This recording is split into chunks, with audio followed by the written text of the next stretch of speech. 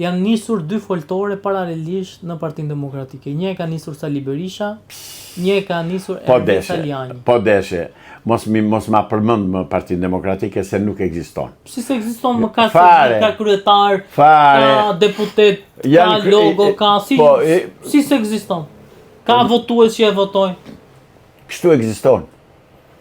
Por që të kundërshtoj vendimet e qeverisë dhe veprimet e qeverisë nuk ekziston, s'ka ekzistuar. Se kam parë. I bën protestat, dalën edhe bëjnë për turp të botës, bëjnë protesta me 20-30 veta se duan me çdo kusht të mbetet Salihu në pushtet. Dhe mbajtja e Salihut në pushtet është të jetë kryetar partie, është një lloj si Enveri, eksaktësisht më tamam si Enver Hoxha. Aq në një Enver Hoxha në pushtet, aq dhe ky, i pasvendësueshëm ky. Thoshin atëre po vdiq Enveri do bëhet kiameti, s'u bë kiameti. Tani po tek i Salihu bëhet kiameti, ja urdo, s'lëviz në vendi. Dhe qëndrimi i Salihut në krye të Partisë Demokratike është vdekje për shqiptarët, është mbajtje në pushtet e Edi Ramës. Ja pra, po tenton Ervin Saliani për të krijuar një fraksion. Nga doli Ervin Saliani? Nga PD-ja. Nga PD-ja, faleminderit shumë. Ishte ai, po e them kështu, nxënës si Salihut. Zotri, më gjen një të përndekur politik në kryesinë e PD-s. Më gjen një të përndekur politik në parlament. Alizoti. Vetëm një. Po sa janë, e disa janë apo jo? Janë me 10 ramira të përndekur politik, të cilët me kujdes të veçantë e zakonshëm Sali Berisha i shmang nga strukturat e Partisë Demokratike. Pra të them, nuk ka Parti Demokratike dhe mos ma zemë në gojë, të kam thënë, mos më pyet më për ta. Janë inexistent. Nuk janë fare në këtë botë për mua. Luftojnë vetëm për të marrë në i tender dhe po të shikosh gjithë luftën që bëjnë me Edi Ramën tani e bëjnë për tenderat që ka dhënë Belinda. Belinda tenderat i dha zotëri se dikush do t'i merrte. Ka që thjesht është. Atë rrugën dikush do ta bëj. Tani në vend që ta ty më jep mua, i lumt. Punë miqësie është kjo punë interesash, punë marrëdhënies. Po s'kam parë Partinë Demokratike që të ngrihet dhe të thotë pse janë çmimet kaq të larta, pse nuk balancohen çmimet, indeksi i çmimeve me nivelin e jetesës, pse nuk ka dhënë kur ishte në pushtet ky plaku do zboru, pse nuk saktoi minimumin jetik zotëri? Shqiptarët janë i vetmi popull që s'kan minimum jetik, që do të thotë ke lypsa rrugës, ke njerëz që vdesin nga uria. Këtë të shikoj Sali Berisha, e të mos vras, po të bëj këto, do t'i ven njëzit nga mrapa. S'bën këto, pra u ka të ndis, ashtu ku ka të ndis. Zotë Islami, së fundmi kemi parë Erion Braçin, i cili është një zë kritik ndaj qeverisë. Ka interesat e tia. Nuk mendoni që e bën sepse ashtu e ndjen? Dhe se përjashtoj. Ka interesat e njerëzve që nuk e përjashtoj. Po, ka luftën dhe atë kundërshtimin që i bëjnë ata që e kanë votuar. Aty ka të drejtë ai. Unë nuk e kontestoj atë se pse ka folur kështu. Se në fundit një gjë të vërtet ka thënë, një gjë të vërtet ka bërë. Problemi është që është një. Pra në një lukuni uqërish që ka partia e punës e Shqipërisë, që qeverisë sot Shqipërinë, se Shqipërinë sot e qeverisin komunistët. S'ka PDPS, një është partia e punës e Shqipërisë, me emrin Rilindje. Kaq. Keni bërë ndonjë studim të shikoni se çfarë han shqiptarët? Keni bërë ndonjë studim të shikoni se nga vijnë ushqimet që hamnen në Shqipëri? Keni bërë ndonjë studim që të shikoni sa ku shkon prodhimi vendas dhe si trajtohet? Keni bërë ndonjë studim që të shikoni a ka ligje për mbrojtjen e prodhimeve vendase përballë atyre të importit? Se s'ka mundësi që domatat të dalë me shtrinjt këtu nga ajo që më vjen nga importi. Avokat, do të flasim pak për ushqime, në fakt që është një temë që e keni ngritur dhe pse shqiptarët nga një, po themi, vend që kanë pasur dhe kanë toka shumë pjellore, po shkohet drejt një vendi që në çdo kohë ti je i shqetësuar se çfarë ha.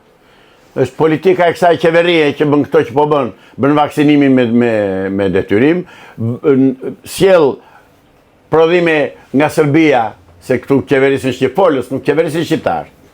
Dhe prodhimet serbe të kontaminuara i shesi dhe i hanë shqiptarët. Dhe nuk thot njeri gjë, as ju si media, as mjekët, ky brati për këtë të dalë ky të dalë për këtë dhe të thotë pse shqiptarët hanë ushqimet kontaminuara. E keni pyetur veten zotëri sa lek bën 1 kg mish dhe sa lek bën 1 kg sallam? Se presupozohet që sallami është me mishvici, dakord jemi deri këtu? S'jam ekspert sallami, po nuk e di. More sa është kilja? Po pra, po them që sallami mund të ketë përbërë edhe dhjam. Sa është kilja? Nuk e di si bëhet. Unë të pyes sa është kilja? E mishit? E sallamit? Se di 5.000 lekë, 6.000 lekë. 6.000 lekë. Po e mishit? 14-15. Si shpjegohet që mishi me gjithë kockë bën 15.000 lekë dhe sallami thjesht tul, në thonjza, bën 5.000-6.000 lekë? E keni pyetur veten? Si shpjegohet? Se ka ato pislëqet brenda që i kemi hedhur, i kemi parë në YouTube dhe i kemi reklamuar. I kemi denoncuar. Dhe çfarë sfusin? Merri shikojeni, do t'jap videon zotëri edhe po patë mundësi publikoje. Ja prandaj bërtasëm neve. Edhe për këtë të ngrihet zoti Brati. Të vetë shikoj fabrikat e sallamit. Nga vjen mishi? Nga vjen mishi? Origjinën. Të vetë shikoj sa mish vjen nga importi dhe sa prodhohet në vend. Çan nxjerr nga kjo?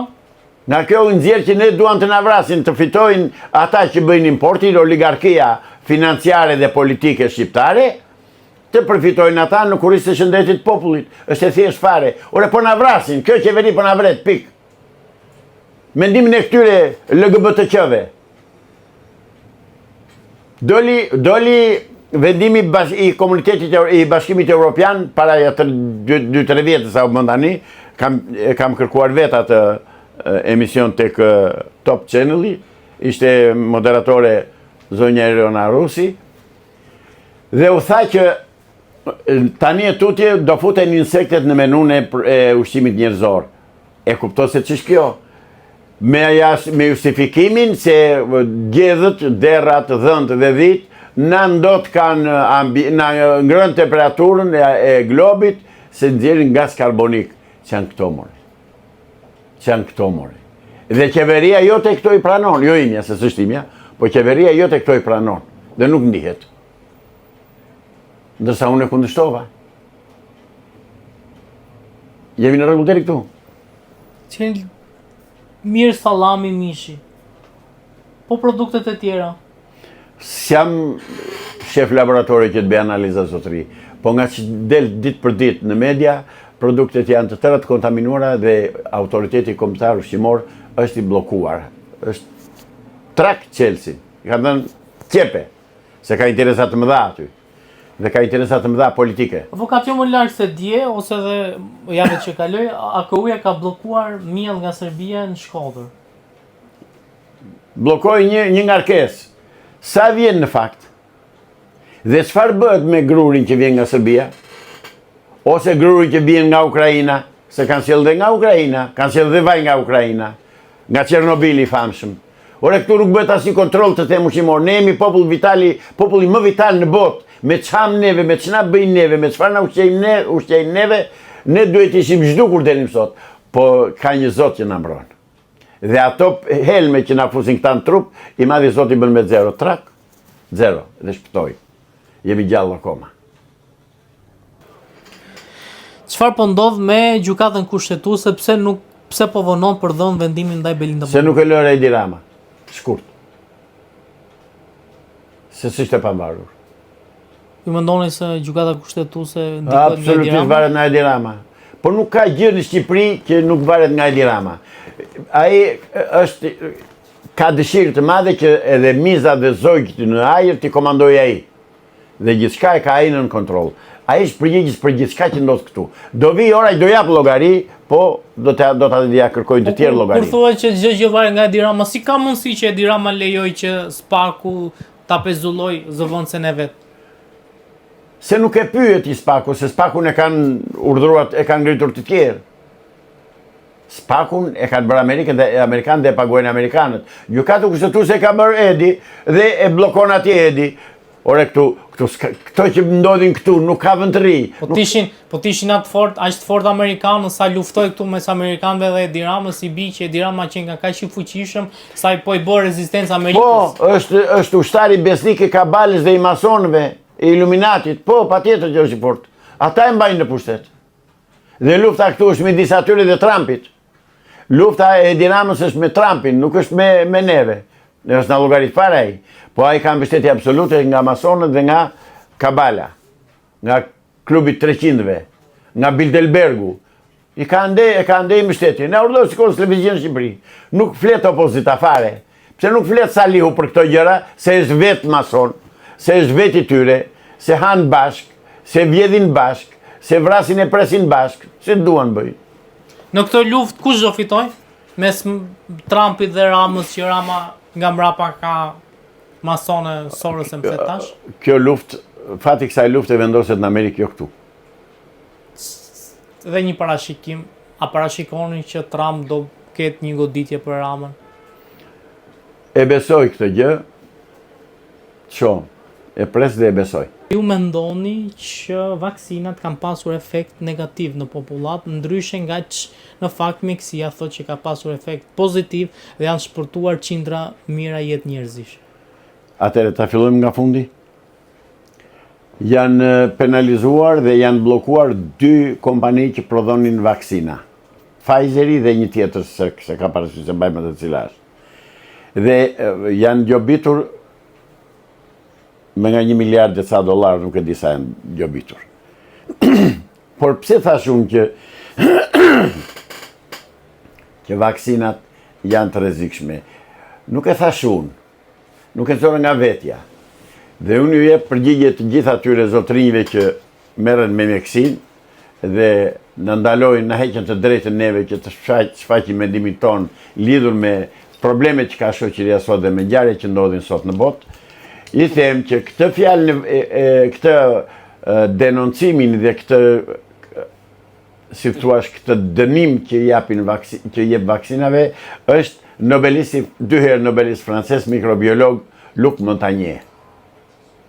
Dhe Montagnieri është personalitet në fushën e mikrobiologjisë dhe e shpjegon në mënyrë perfekte se pse nuk duheshin bërë vaksinat dhe çfarë efekti negativ ka ato në trupin e njeriut.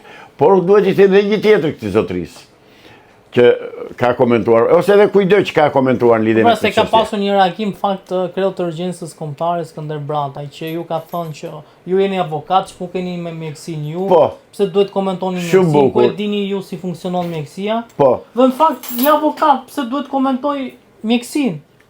Unë komentoj gjithçka që ka të bëjë me qytetarin. Dhe unë i them zotit Skënder Brataj, lexo konventën e Nurembergut neni numër 5. Çfarë thotë? Edhe pastaj bën oponencë me mua, se nuk është që kollajt oponenca me mua në këtë pikë, sepse unë e mbështet në ligje ndërkombëtare dhe po të pyes edhe një tjetër, më jep ligjin që më detyron të bëj vaksina. Ligjin. Dhe sidomos këto tash quajturat vaksina, se këto vetëm vaksina nuk qenë. Pra, pretendimin tim dhe deklaratën time e mbështes tek nobelist botëror që ka thënë që vaksinat janë të dëmshme, këto lloj vaksinash. Sepse ne deri më sot nuk na është thënë çfarë kështu efekti kanë këto dhe çfarë prodhojnë këto në trupin e njeriut. Kundër hyn te ADN-ja dhe çfarë është mRNA-ja. Pra këto janë fakte që i thonë mjekët, nuk i them unë. Unë thjesht i përcjell të qytetarët dhe unë e kam bërë veti pari protestën kundër vaksinave dhe prap do bëj protestë kundër vaksinave, prap do flas kundër tyre, prap do t'u them qytetarëve shqiptar, ruhuni se janë rrezik.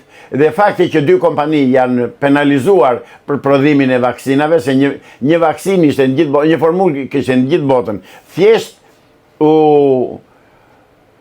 vunë 5 kompani që vunë emra të ndryshëm. Pra, edhe ish drejtori i përgjithshëm i organizatës botërore të shëndetësisë, që është një organizatë fashiste, po e them prap fashiste, kështu ka qenë se vrau njerëz, është nëpërmjet këtyre vaksinave, kanë thënë këta nobelistët që nuk duhen bërë vaksinat. Atëre, zoti Brataj, mund të më shpjegosh me çfarë ligji më detyron të vendos në trupin tim diçka që nuk dua unë? Avokat, ju po flisni për një fenomen në fakt që ndodhi pak vite më parë, ku u mbyllë gjithë bota. Pra e gjithë bota kishte probleme me virusin COVID-19. si ishte vërtet, nuk ishte problem me virusin 19, po bota e kishte në zbatim të kësaj doktrine.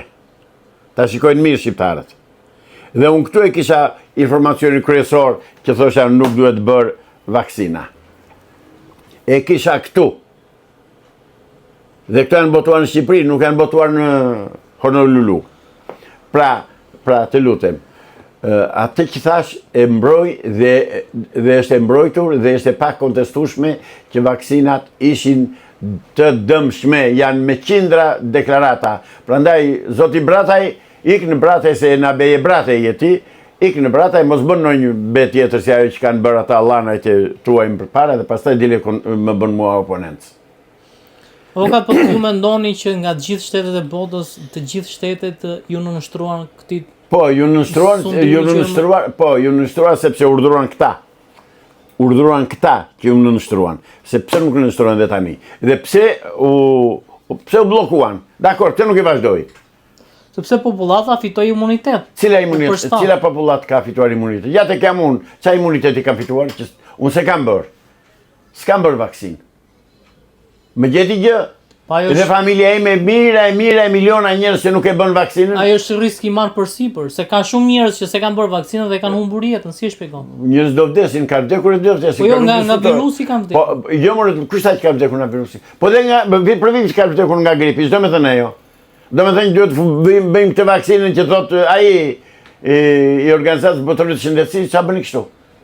Dhe është një vaksinë e paprovuar. Zoti Brati, pa më thuajnë që sa kohë do një vaksinë që të filloj që nga eksperimenti parë derisa të hidhet në përdorim. Se me sa di unë nuk jam mjek, ti je mjek edhe ke studiuar për atë punë, po diçka kemi mësuar dhe neve.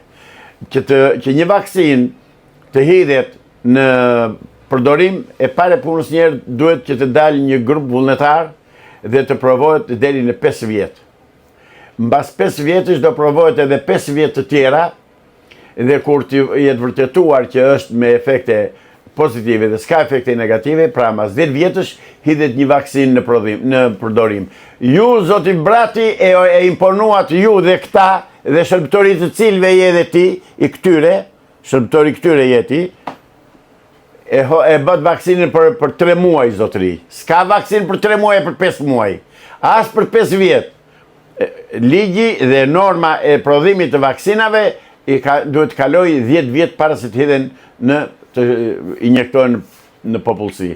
Prandaj, meru mirë me mjekësinë, studio dhe nobelistës, studio dhe shkencëtarët e botës për mjekësinë, edhe pastaj hajde bëj polemik me mua. Zoti Islami, po pse mendoni që zoti Brataj i nënshtrohet atij urdhri dhe ndoshta e ka nga, po themi, studime që ka bërë mjekësia që... Cila studime? Ndalo, jo, zotri. Studimet e mjekësisë nuk mund të hidhet një vaksinë pa kaluar 10 vjetë në eksperiment. Avokat, po flasim në raste epidemie dhe në raste emergjence. Dhe po flasim në rastet kur e gjithë bota u mblodh bashkë për krijuar anti-vaksinë. Dëgjoj, zotri, këta ishe këta të komplotit botëror ti? Ja, këta e bën atë. Dhe në këtu shkruhet dhe thonë, ne do ta zvoglojmë numrin e popullsisë botërore duke i futur shtetet në luftë me njëri tjetrin, edhe brenda shtetit duke futur përçarje dhe grindje. Ka luftë ka pasur. Të lutem, po, aty do vi. Dhe nëpërmjet vaksinave është në protokollin e vitit 1890. 1890. Flitej për vaksinat. Vaksinat atërës këshin dalë dollën vonë shumë edhe kur dollën.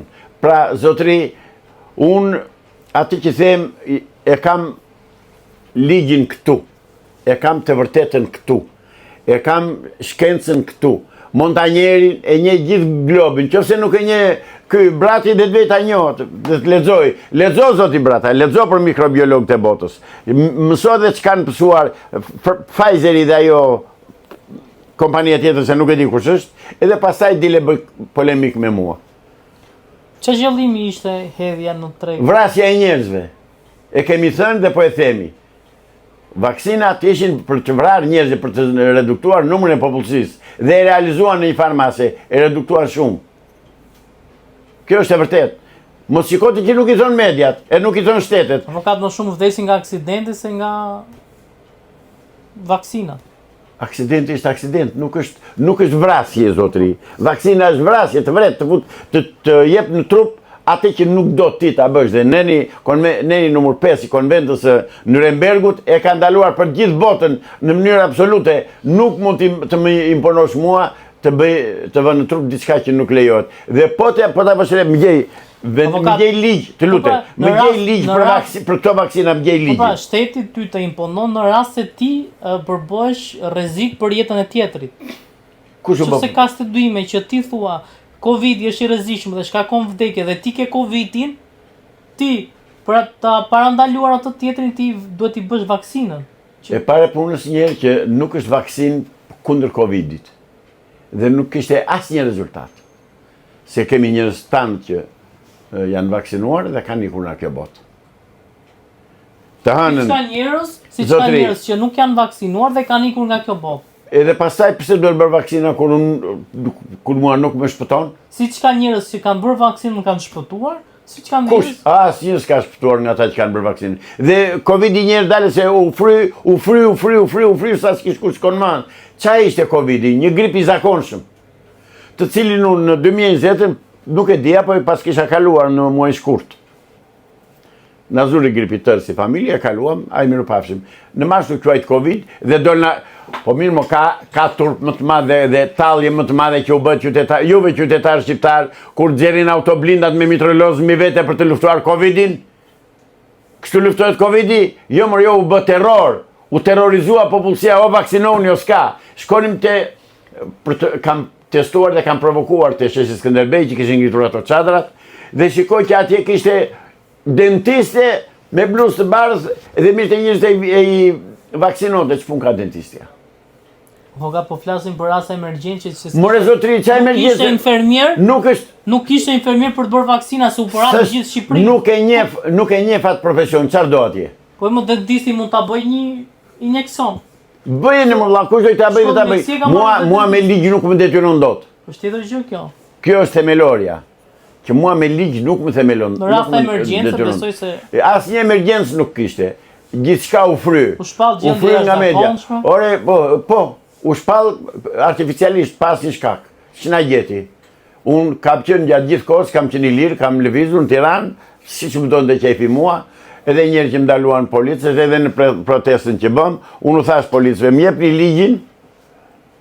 ligjin, dhe do ta bëj tani, po ka urdhër kryeministrit, atë urdhën i thash, urdhërat kanë vdekur në 1990 që u përmbys sistemi komunist. Tani ka ligje, ka kushtetut. Ka dhe një konvent në Nurembergu që nuk të lejon ty të më detyrosh mua të bëj vaksinën. Kaq. Avokat e bëri kryeministri vaksinën. S'është e vërtetë dhe mos gënje dhe ti bashkë me të. Po ne e pam live. Qa pe, hiç gjithë s'pe. Pse gënjen? Ore, pam live kur bëri vaksinën. Pe që kaluan në mbrapa ajo kështu.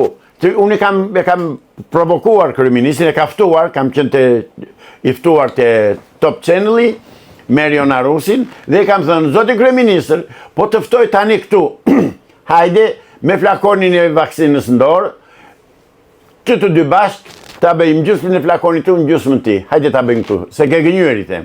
Dhe s'ktheu përgjigje. Po e kishe bërë njërë, do e bënte 2 herë, 3 herë. Jo, gënjeu, s'kish bërë gjë fare. Gënjeu, po ta them unë që gënjeu. Dhe nuk duhet ta bënte, sepse kishte probleme tjera shëndetësore dhe nuk duhet ta bënte.